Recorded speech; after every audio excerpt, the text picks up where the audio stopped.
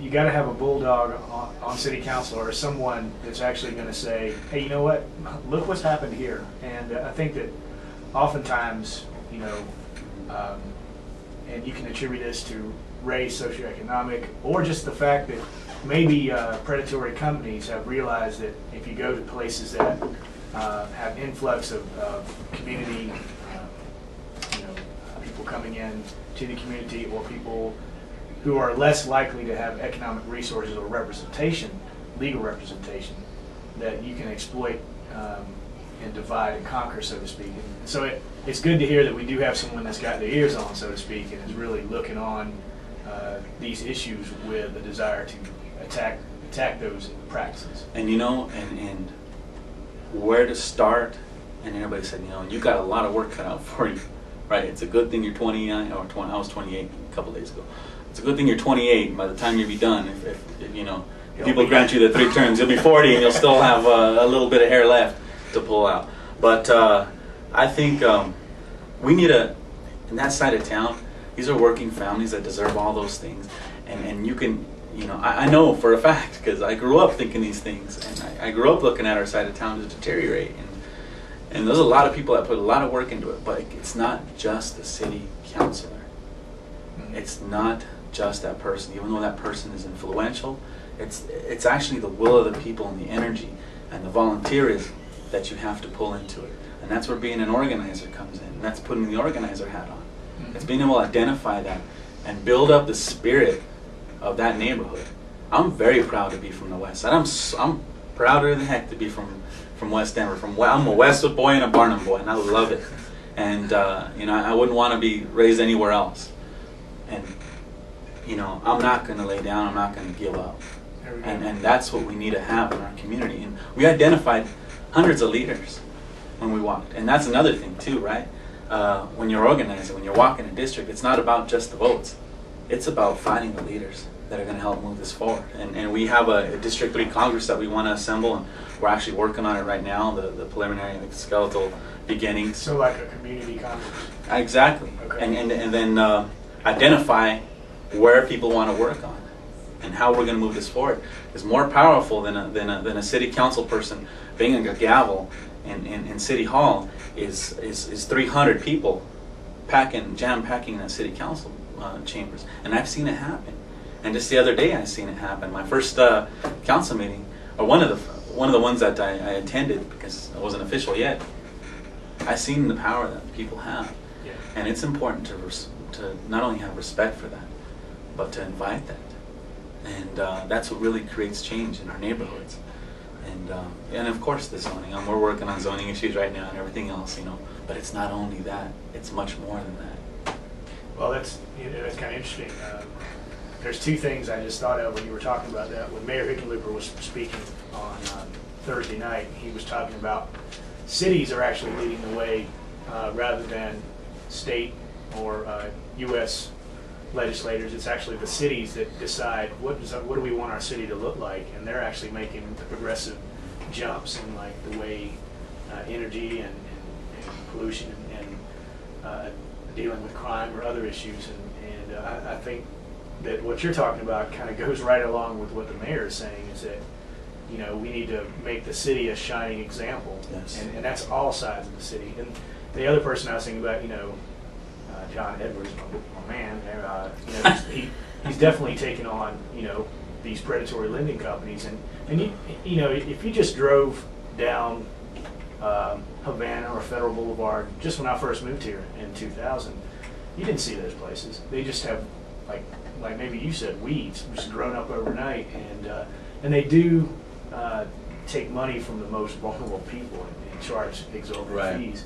And in addition to that, it's a situation where at some point it's not just about it's this side of town or that side of town. It's actually about all of our economic infrastructure, all of our economic purchasing power goes back to making the United States a strong country.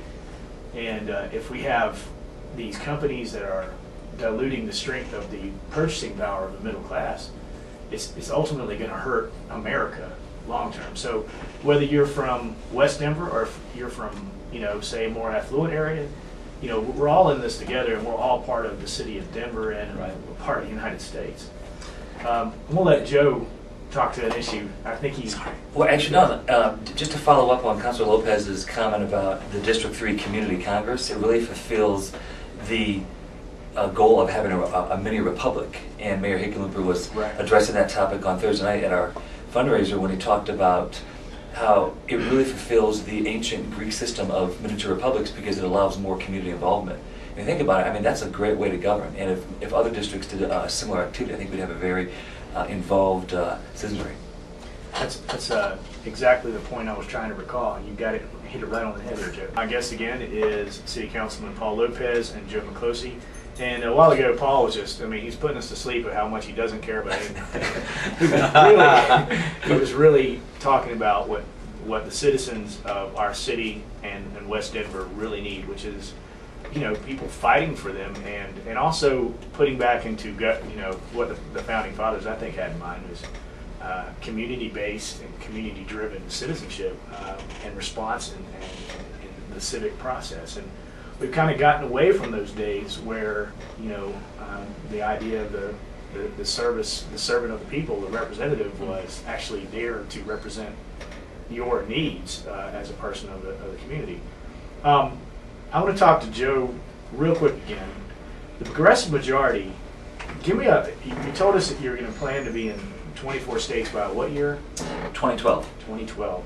And, you know, I get email updates from you guys and seen a lot of victories. What other than, of course, Councilman Lopez, are there any victories that you guys could say, you know, we played an important role in a certain race? Sure. In 2006, we had a tremendous amount of victories. We won about 65% of our races, and in 2.5 years, we've won 50 out of 79 races for about a 63% win ratio. And that's nationwide? That's just in Colorado. Oh, just in Colorado. And in the 7 other states where progressive majority is active, they have similar win ratios. And we always give most of the credit to the candidate, at least 70%, because they're the ones knocking on doors and dialing for fundraising dollars and performing other campaign activities. But behind the scenes, we like to think that we play a pretty proactive and important role. Some big victories last year. Kathy Hartman, she won Jefferson County Commissioner, became the first Democrat, I believe, in 14 years to win countywide in Jeffco. Which is traditionally a red county, so to speak. Yeah, it's really a 50-50 competitive battleground county. As Senator Salzer likes to say, as Jeffco goes, so goes Colorado. Mm-hmm. Out of all 64 counties in the state of Colorado, it's by far the most competitive and one of the most populous. And that was a great victory. And don't forget, people like Joan Fitzgerald came from a county clerk position in Jefferson County. So we have the philosophy of having what we call a farm team. We have about 115 individuals in the farm team running between 2007 and 2011. Another big victory last year was Doug Milliken. He became Arapahoe County Treasurer, and he won by about 2,000 votes out of a couple 100,000 votes cast. And he became the second Democrat in 44 years to win countywide in Arapahoe County, and the first Democratic treasurer in Arapahoe since FDR was president. Good gosh. So we're really making some changes, but we're also on the western slope. A third big victory in 2006 was Joelle Riddle, a dynamic 36-year-old future congresswoman, 10 years down the road, and she became La Plata County Commissioner down where Durango is located. And she flipped the balance of power, so now it's 2 Democrats to 1 Republican on a 3-person county commission in La Plata County. And as you know, they're dealing with some huge issues out there, like in Garfield with oil and gas and drilling. Mm-hmm. And I'm starting to see the political realignment on the western slope. You're seeing moderate Republicans team up with environmentalists because they're so frustrated the way that the oil and gas industry has been irresponsible in terms of not being a good corporate partner.